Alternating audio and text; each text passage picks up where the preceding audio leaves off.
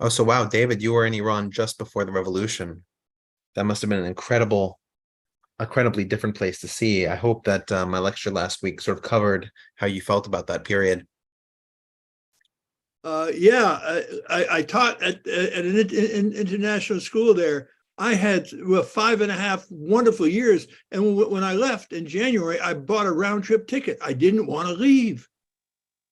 Iran, I mean, people don't know. I mean, I'm an avid downhill skier. The best powder snow is north of Tehran. Yeah, sort of in the Mazandarani Gilaki Highlands. Yeah, and I spent a lot of time with the Bakhtiari up in Sharakhord, up in the Zagros Mountains. Yeah, But yeah. I couldn't find other people to go travel around with me, so I put two motorcycles in the back of my Jeep. My wife and my son and we traveled. What a wonderful experience we had. Thank you. And the hospitality of the Iranian people were just awesome. I felt safe there. I No, don't. that's wonderful to hear. My grandfather was in Iran at the same time. He was living in Tehran. And unfortunately, I imagine for the same reasons you did, the situation became unbearable. But while he was there, he had a very wonderful life. Yeah, yeah. No, it was really it was good. Thank you for asking. And I'm sorry I missed last week's meeting, but I asked to send the video and you did. You guys sent me all the things in the Middle East. So the thing on Shah Pahlavi, I am going to look at that later on. Okay. I hope you enjoy it, and I hope that it sort of matches or connects with your experience. Because no, it was kind of funny talking to my mother, right? Because my mother had been to Iran a few times, and she recognized the picture of the American school in Tehran because she'd seen it. Um, so it's sort of interesting what people can bring to it from their own personal experience. Now that we're talking about events that are in people's lifetimes. Yeah. Well, thank you. So you would be proud of your beautiful heritage because Iran is just magnificent to me. And I'm still in touch with the Bakhtiari grandchildren. Oh, that's Because wild. I was up in the mountains. I get so close to this family. I have a burial plot up there.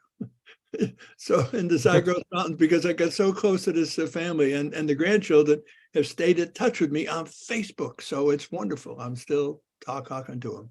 Oh, that's wild. Yeah. They, Thank you so much. I have this interesting question. It's always interested me. There's this area where, I guess during the slavery time, in maybe in Persia, so you have a lot of African Iranians living in Fallujistan, right? Is there a discrimination versus like it is in in some countries? I won't mention, or in Iran is not as prevalent. It is in the other countries. I would say it depends on the minority. Lurs and Bakhtiaris are generally not subject to wide-scale discrimination. There is some, but it's quite minimal. Um, when you come to other ethnicities like Kurds or Balochi, they suffer a lot more. So it depends on the minority, and we're definitely going to unpack a little bit about the different minority perspectives on modern Iran, because even though Iran transfers during this period from an ethno-nationalist state, a state of the Persian ethnicity under the Shah, to a state that is religio-nationalist, it's a state of Muslims. Um, there is certainly a strong Persian character to the state, and so there are relationship issues that they have with minority groups, especially the Kurds and the Balochi. Interesting. Well, I was there. I never ran into any kind of this discrimination against any group. I mean, the Kurds had their own place right in the center of Iran, and you could go there and get a meal whenever you wanted to. Sure, but if we're talking about interpersonal interaction, is very different from systemic discrimination, right? So Iran is one of the cases that I would say is sort of the reverse of what we have in the United States, where in the United States we have a certain degree of systemic discrimination, but most of the racism that people feel or that people have experienced is interpersonal. In Iran, you have a lot more systemic discrimination, but much less interpersonal discrimination. So you won't see it person to person, but somebody who's Kurdish might have difficulty teaching the Kurdish language to his child, right? Things like that that you don't experience on a person to person basis, but that is directly your relationship with the state. And I the guess Baha'i lived right down the street, and they used to come over. They're a wonderful group of people. There was a Christian church in Yeah. Isfahan. I was there too. I guess Dave and Richard, the $1 million question is: you have 20 million or somewhat Azeri living in Iran, and you have I don't know how many Armenians. How is the situation between those two groups? Well, it's nothing close to 20 million. It's around 15 at the high end, 10 at the low end. It depends how you count Azeri of mixed heritage. But at the end of the day, the Armenians and Azerbaijanis that are on the Iranian side of the border generally don't have problems for two reasons. The first reason is that Armenians are not located in strongly Azeri regions.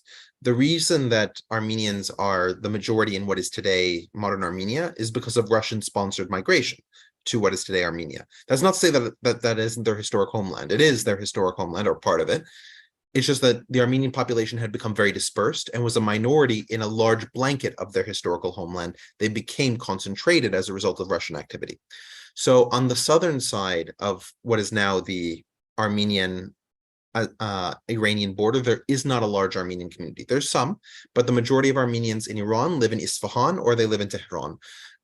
So those are areas where Azerbaijanis exist, but they're by no means the majority. So that's the first one. The second one is that Iran has had a neutral position on the Caucasus, maybe more pro-Armenian historically than anything else. So the Azerbaijani population in Iran is less activated to be pro the Republic of Azerbaijan. There's also a lot of enmity politically between the leadership in the Islamic Republic and in the Republic of Azerbaijan because of Azerbaijan's strong alliance with Israel. So the Iranian government of the Islamic Republic simply doesn't want to be too pro-Azerbaijani because that could lead to Israeli infiltration by Azerbaijan through Azerbaijan. So those are the two sort of factors. It's not as problematic on the Iranian side of the border as it is on the former Soviet side of the border, let's say. Are there many Zoroastrians? I mean, because like I used to go down to Yazd, and then up to Chek, which is what a beautiful place. Have you been to Chek? I haven't been. In Yazd, there's still a Zoroastrian community. I think now the numbers are around 10,000 to 15,000. It's a very small community. Anyway, we have to start. So we'll sort of table this discussion. But it was very nice to meet you, David, and really great question, Zach.